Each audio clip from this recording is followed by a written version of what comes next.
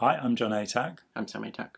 And today we are going to talk about the human predator, which is our essential subject and the one thing that we would like to get out to people. So please share this video and engage with us in the comments, because I believe that if society can understand human predators and deal with them effectively, which doesn't mean hurting them, it does mean sorting out what the problem is. But if we don't respond to human predators, our whole world will change. And I'm going to make a political point here, which is so many of the world's leaders are predatory. They're people who do not care about other people. They should not be in leadership positions.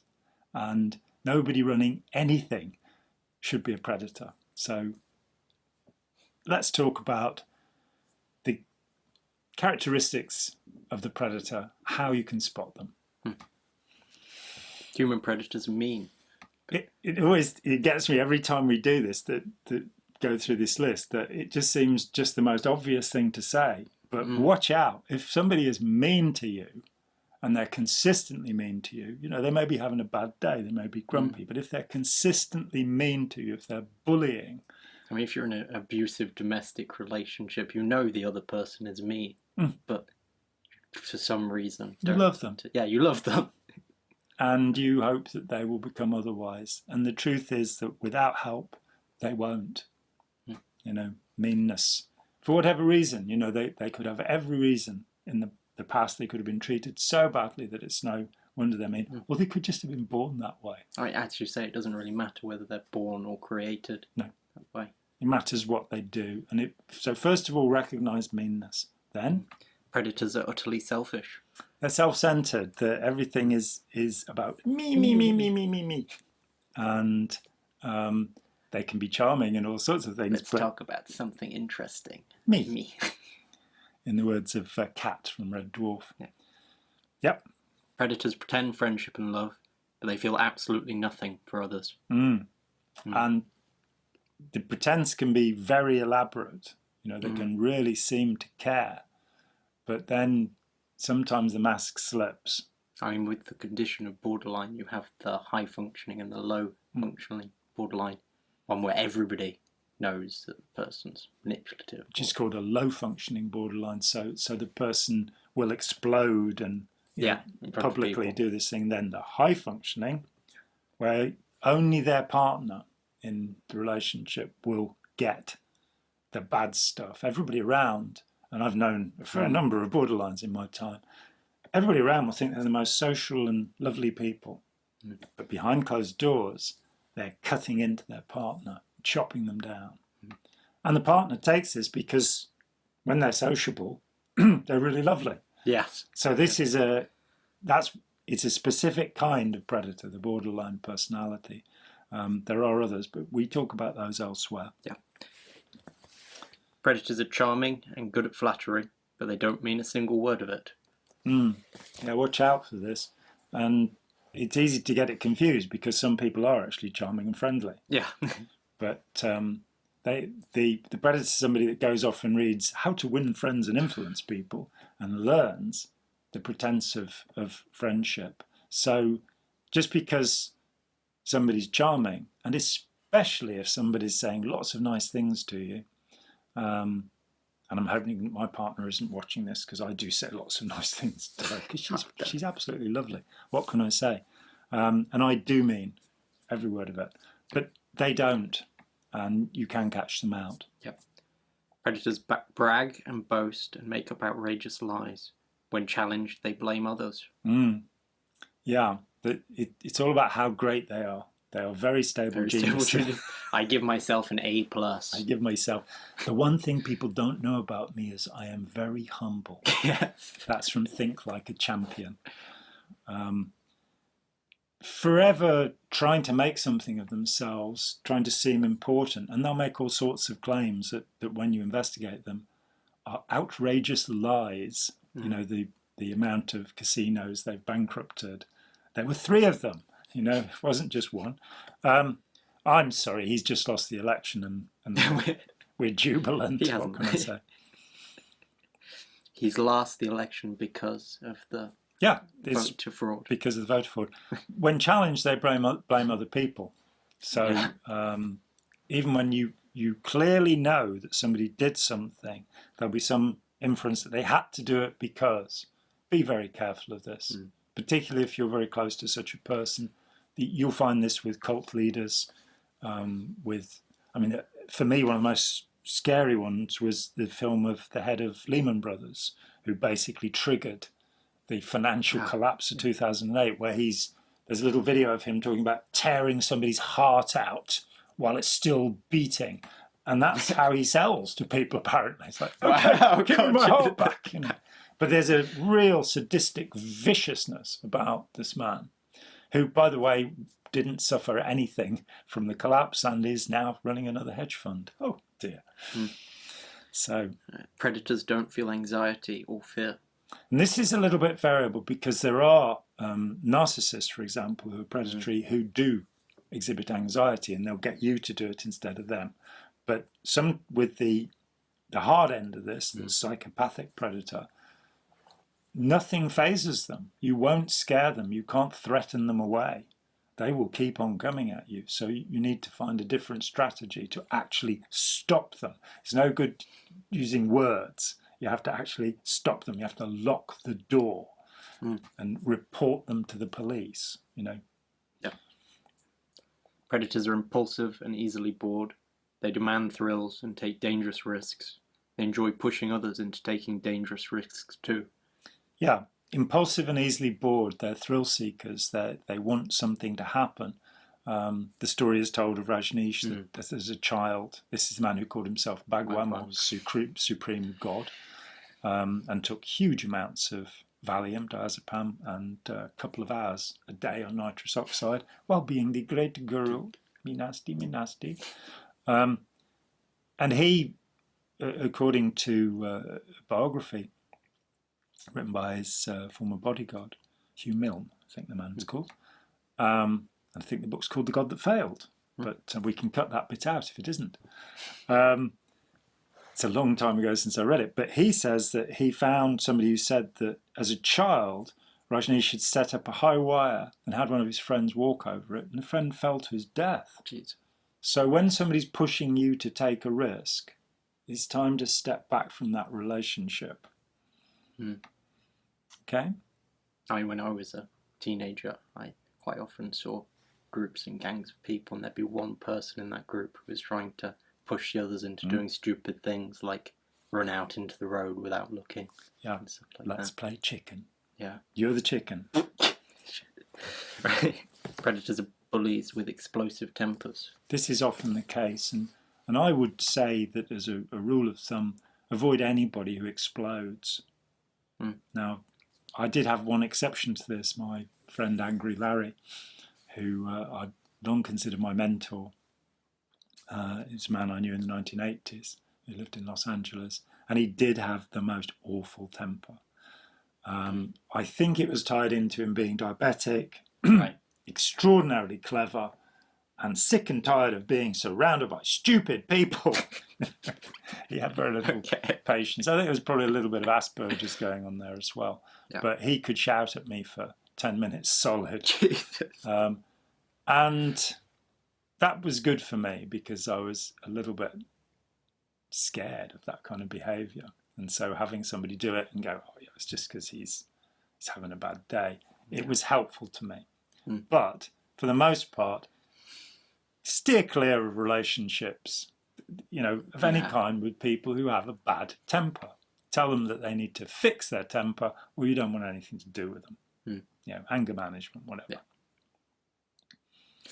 Predators enjoy humiliating people. Yeah, there's a sadism involved here that they like to gain the upper hand, to push you down. You don't want to be in a relationship with anybody like that, do you? No, obviously not. You want to be in a relationship where both partners support each other. Yeah, support and encouragement. That's what we need in this world. Predators hate it if anyone else has power or is praised. For the predator, life is a competition, and they want to win. Yeah, and this is really noticeable. You've given the Nobel Prize to somebody for doing this, but I should have the Nobel Prize. Yeah. Actually, Ron Hubbard set up a little task force to get him the Nobel Prize. Oh, that would have been great. For a dreadful procedure called the purification rundown. And this was sort of encouraged in my school life, this idea of the competition, that you need to be the best and ruthless. You have figures like Alan Sugar being put forward to you as people to look up to. Yeah, who of course moved his factories to Indonesia to virtual slave labour to perpetuate Amstrad, and then set up The Apprentice, a TV programme that would make Donald Trump very famous. Rich. And we now find that Donald Trump wasn't actually earning any money at all. That he probably isn't a billionaire. He's just living off loans. It's been an incredible journey.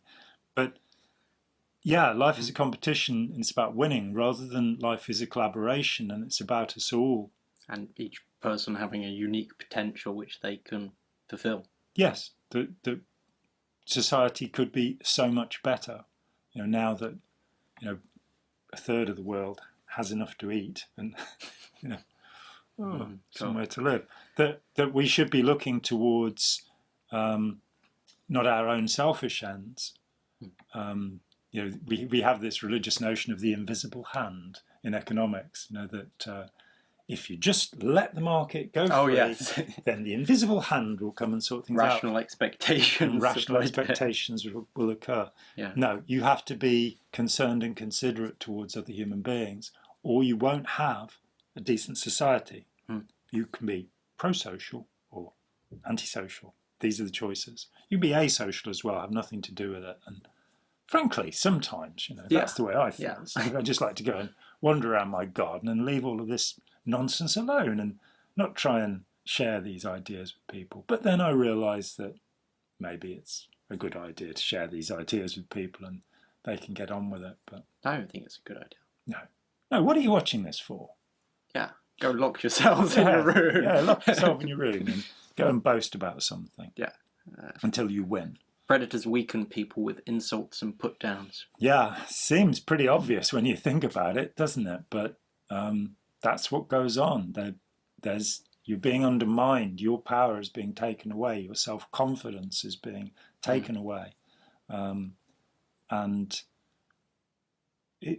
having watched this in hundreds, even thousands of people, it's a very invidious process where, and it becomes wrapped up in religious teachings, the idea that you're sinful and guilt. low and you've got to be guilty, which doesn't actually exist in all religions. I mean, it's funny when you look at Thai Buddhism, say, and I'm not suggesting that Thailand's a great model for how we ought to live, but they don't have this notion of sin. They think if you do something wrong, you better do something to put it right. Yeah. Or do something that will redeem, put something good in to replace the harm you've done. I mean, and you said in Scientology, which, as Lifton would call it, has a sort of cult of confession aspect most certainly to does. it, that you found yourself sort of saying things that weren't entirely true in your confessions. Yeah, you somehow go to a place where, and it's very hard to work out why. For example, Scientology published they asked me for a life history, which should be a confidential document, which they've now published. And in it, I admit to having smoked opium twice. Now, I've never smoked opium in my life. Jesus. But I had smoked the residue from Iranian poppies, which is not opium, Right. And in fact just gives you a headache, so don't try that. Good. But, Yeah. they had me confessing to a suicide attempt, which had never happened. I'd accidentally taken an overdose of a drug, but it wasn't a suicide attempt.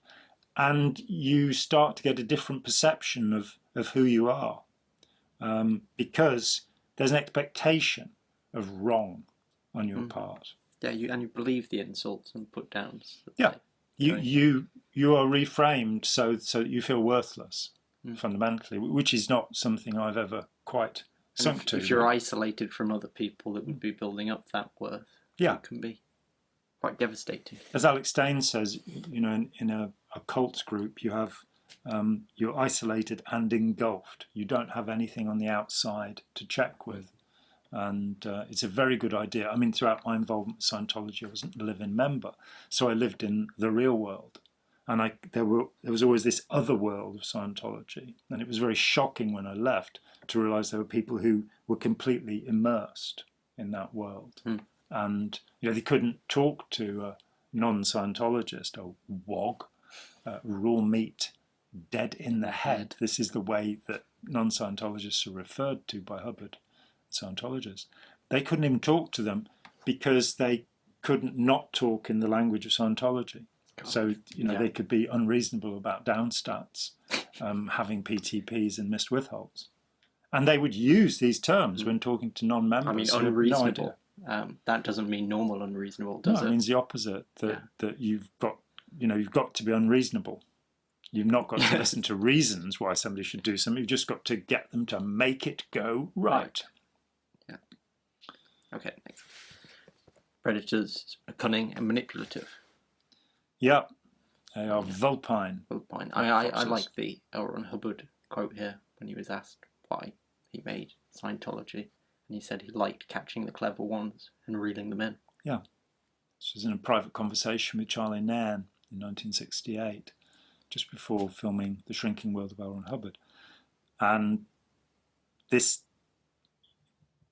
an interesting thing about the cleverness often, that there is a misperception that predators, psychopaths, sociopaths, narcissists, whatever, that they're more intelligent than other people. They aren't. Some of them are very intelligent. Some of them are very stupid. But they can be very cunning. And it's a different thing from cleverness. It means that they don't tell you the information you need, that they know how to hold things back, that they are looking at what they're going to get you to do further down the line. It's like a chess player who's 3 moves ahead, but that's because they've done it so often and it's so much the way they think, where a pro-social person is thinking, how can I help other people? How can I cheer people up? How can I make things better? The antisocial person is thinking, how can I get to be in control? How can I humiliate this person? How can I diminish their power? And I think that power balance it's not so much that they want power, I don't think, it's that they don't want anybody else to have it, because there's possibly a fundamental fear that if others have power, they will use it to hurt them. And they also view other people as being as manipulative as themselves. So if they have a Machiavellian tendency, whenever they meet anybody intelligent, they go, oh, well, you're working this out the same way that I am. So they presume everybody's in it for their own gain, and that's all there is in the world. I mean, I had a situation, a man I knew for 2 years, who at the end of 2 years confessed that he'd been trying to trick me repeatedly to taking advantage, to doing something that exploited somebody. And I hadn't even noticed, because that's how, that's the way I am. And he in the end wrote me a letter. And he'd said that his mother had brought him up to believe that nobody does anything for nothing. Everybody is exploiting everybody else. And all of his life, he'd accepted this. He was in his early 20s at this point. And he hadn't found any way to, and so his mother had finally talked with her about this. And she said, oh, he must be gay. That's what it is. He's trying to have sex with you. And I wasn't. And, I just... For me, it makes me happy when other people are happy. That's good enough. Yeah. And then just leave me alone. No, no, it's not true. No, send us the expensive jewellery. Remember that? Good. That was a different video. But you can do it anyway. Do send us the expensive jewellery. Predators lie easily and think nothing of breaking a promise. Yeah, and this can be astonishing. It can be so convincing that I didn't say that. What makes you think I said that? Well, it's written down in this email. That's not what I meant. When I said I'd give you all my expensive jewellery, I haven't actually got any expensive jewellery. So I was saying I won't give you anything. If you say so. But if I did have any, I'd give it to you. Yeah, so it quickly becomes gaslighting if you don't check what the other person. It does. And I mean, it has led you at one point in your life to record conversations that you were having with an adult who consistently the next day said, I never said that. And so you started recording them. And that's, and they did say They it. did say it, indeed, yeah. Right. Predators are without conscience. They do not feel remorse or guilt. This is what first brought us the label psychopath, which actually goes way back into the 19th century. I think it was first used in the 1840s. And it gradually, I think in World War I, they found that they'd got people in the psychiatric wards who didn't seem to have any sense of remorse or guilt. And they also worked out that there was nothing particularly wrong with them, except that they didn't want to go and fight. So they're not stupid. Yeah. They decided, and they didn't care whether they So hurt they don't people. feel fear, but at the same time, they're cowards. Well, they don't feel fear, but if it's not to their advantage course, to do something, absolutely. and going out and standing and being I mean, shot the at. idea that it'd be good to have psychopaths in your army. Yeah, Kelly's is just- Heroes, yeah. the Dirty Dozen, these notions. No, it actually has been studied, and psychopaths make dreadful soldiers because they're much more likely to kill their officers than to kill the enemy. Yes. Called fragging, by the way, in Vietnam. Yeah. Predators often boast about the harm they've done to other people. Yeah, and this can be a real tell that you're sitting talking to one of these people and they suddenly start going on about having, I got my own back. I found myself in an awful conversation a few years ago where this guy was saying that he'd gone for a job and the guy had, listened to him all the way through and all of his pleading and all of this stuff, and at the end said, you can't have the job. And a couple of years later, he was running a company and this guy applied for a job. And so he deliberately strung him along as long as he could, and then said, you can't have the job. And he was laughing about this. And I was standing there going, Jesus. Not really. No. So, and this is a balance in society that when people want revenge, when they want to get their own back, when that's what motivates them and drives them, they are antisocial. That's not the same as somebody who is, let's say somebody whose child has been killed and they want to make sure that the perpetrator sees justice. No, that's not revenge in that sense. But people who feel slighted, they feel, insulted. And again, we have the famous story of the psychopath, which I think comes from Kent Keel's Psychopath Whisperer, an excellent book, where he talks about interviewing this guy, and he was in prison for killing somebody. And he said, he was in a bar, and this guy looked at him, and he said, if he'd looked at you the way he looked at me, you'd have killed him. And they have that perception of the world. The world is this contest that they have to win. And if that means annihilating another human being, they'll do it. God. I mean, you have to be pretty caught up in your own imagination to think, look, means you have to kill somebody. Jesus. Oh, actually, no, the one you gave me that. Yeah, exactly. As the Beatles said, if looks could kill, it would have been us instead of him. Bungalow Bill. Yeah, sorry, I was thinking of a Peter Gabriel song. Well, if looks could kill, they probably will in games without frontiers.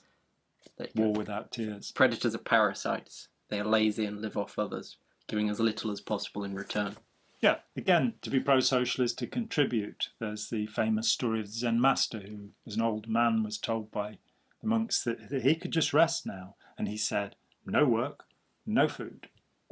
So people who do not contribute, that's something to watch for.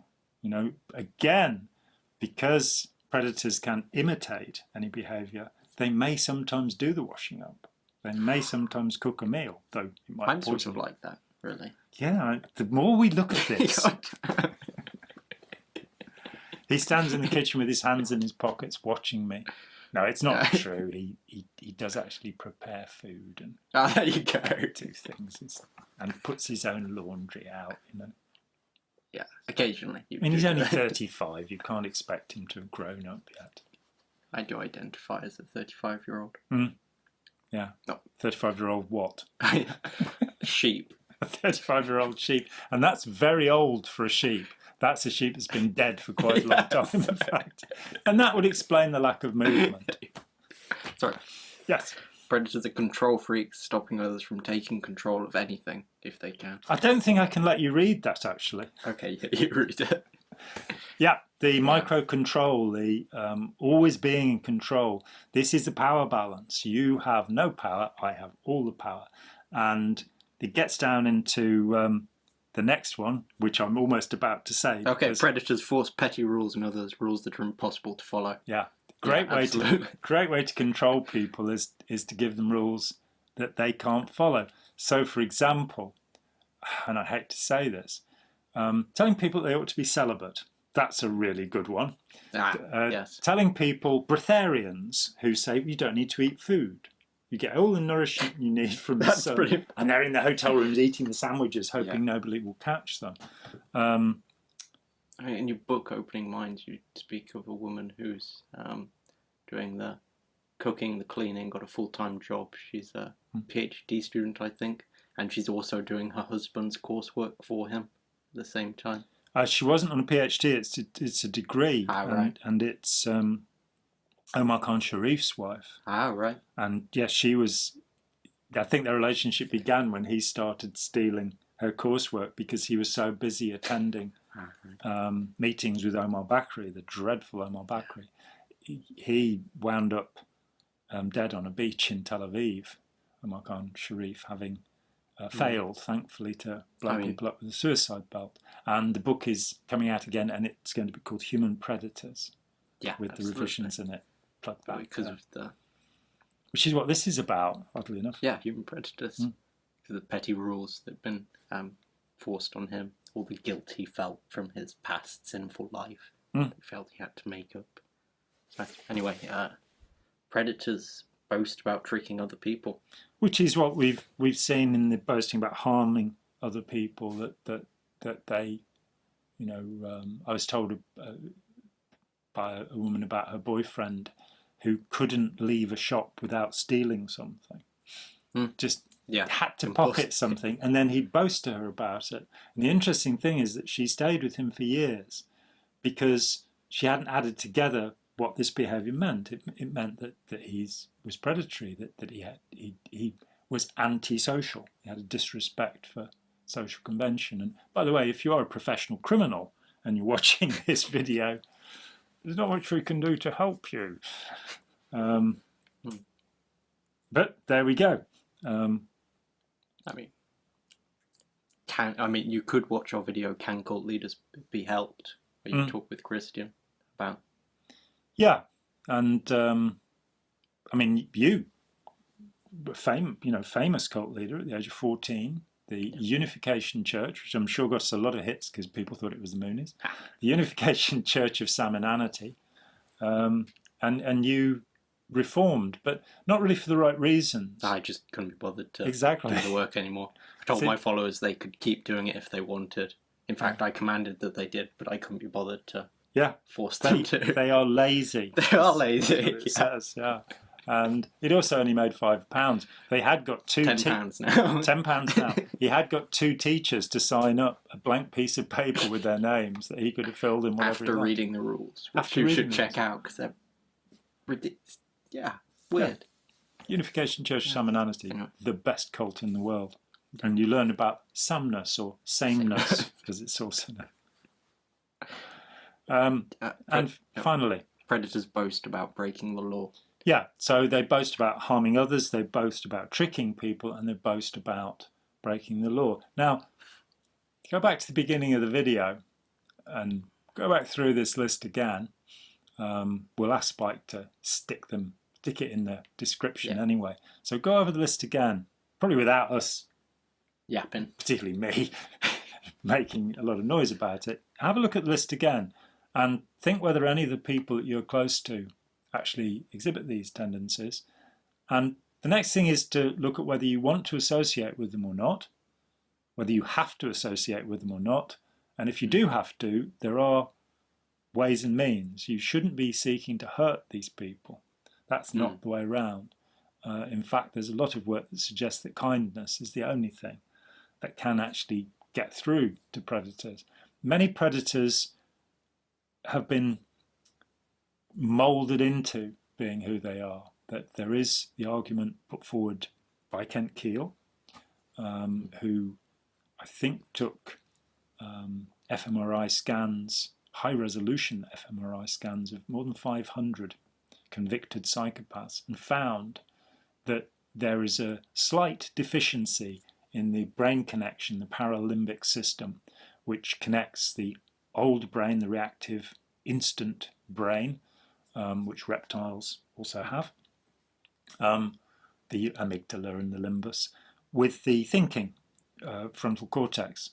And they do have, on average, a 7% deficit. Right. And yeah. but it is there. So that can be inborn, it can be innate. It still means that if these people are treated rationally and you keep the knives away from them, you know, in all times. Yes. With the extreme psychopaths, you don't really... Yeah, there's nothing, with a homicidal psychopath, there's nothing much you can do other than lock them up and put a thing over their face so they can't bite you. Yeah.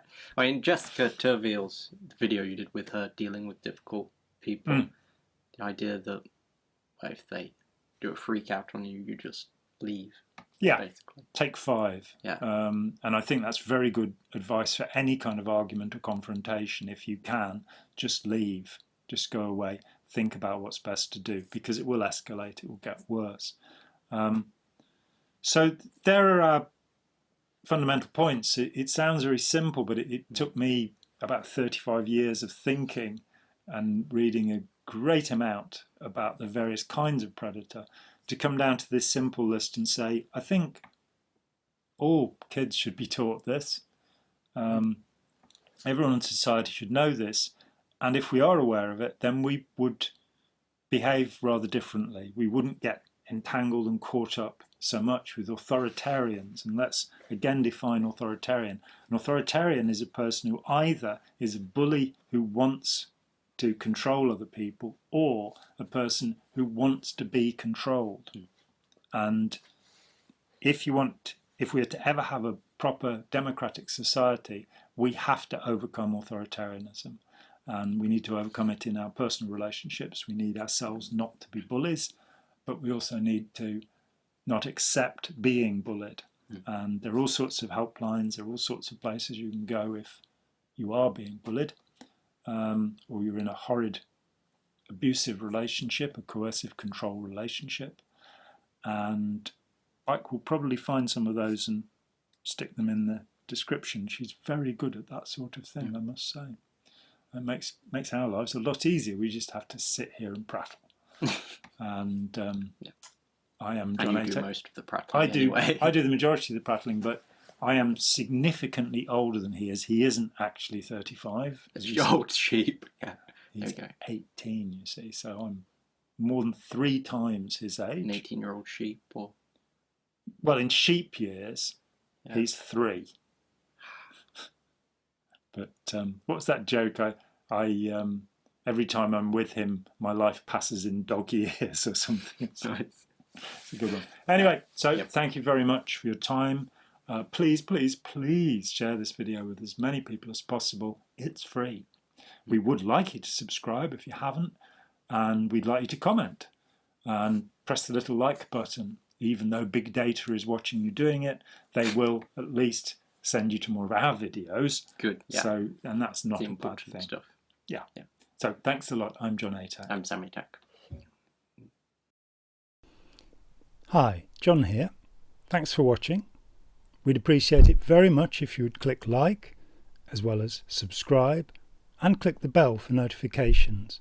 Every dollar helps, and we welcome new patrons on Patreon, or you can make a one-off payment with any currency through PayPal. Thanks so much.